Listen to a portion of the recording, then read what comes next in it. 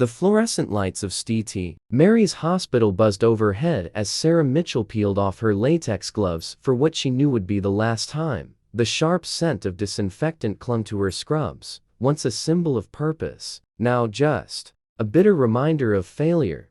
"Sign here, Mitchell." Her supervisor, Linda, slid the termination papers across the nurse's station, not even meeting her eyes. The reason? Budget cuts. But Sarah had already seen the memo.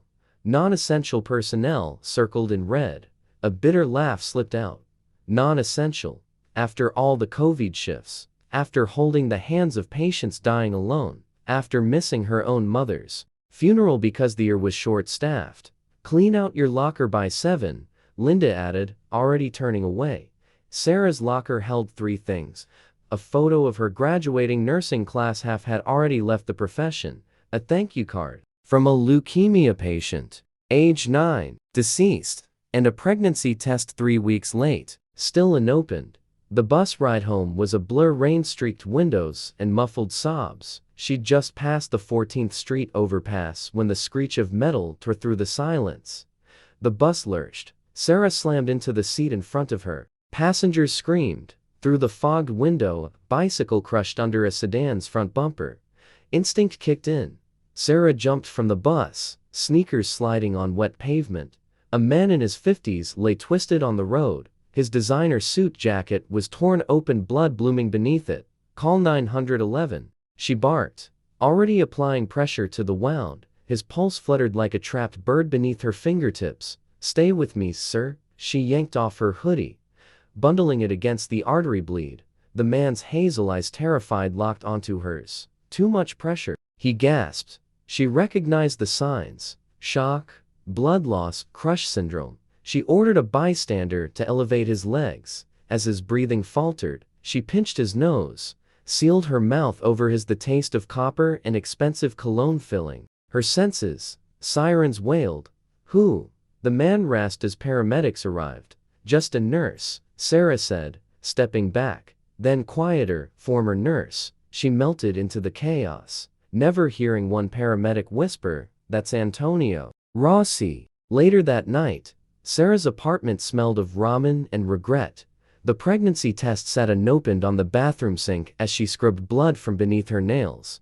The local news played quietly in the background. Billionaire biotech CEO Antonio Rossi remains in critical condition after a hit-and-run accident. Doctors credit an unknown woman with saving his life. Sarah turned off the TV.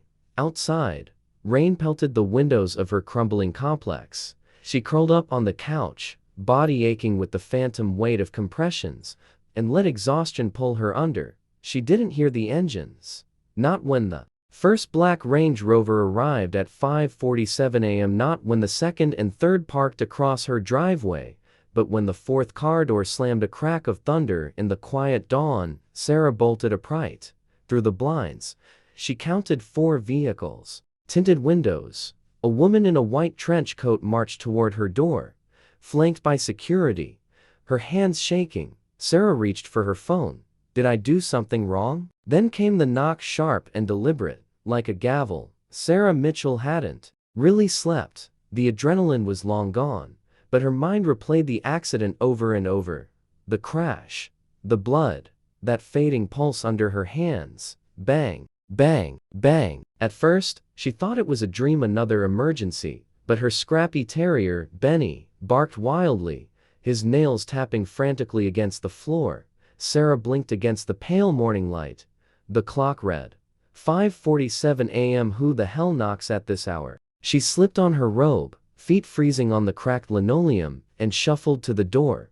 Through the peephole, a sleek woman, dark hair in a tight bun. Behind her, 3 men in black suits, stone-faced. Her stomach dropped. She cracked the door open, hand tightening on the knob. "Can I help you?" The woman smiled, a polished, practiced expression. "Miss Mitchell, I'm Elena Rossi, Chief of Staff at Rossi Biotech." Sarah's breath caught.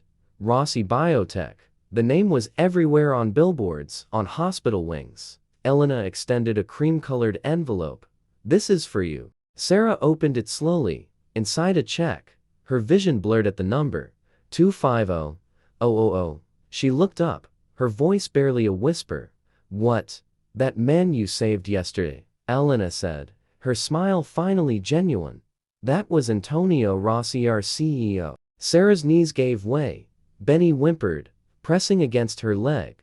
Elena steadied her with a gentle hand. "He's alive because of you," she said softly, "and he'd like to offer you two things."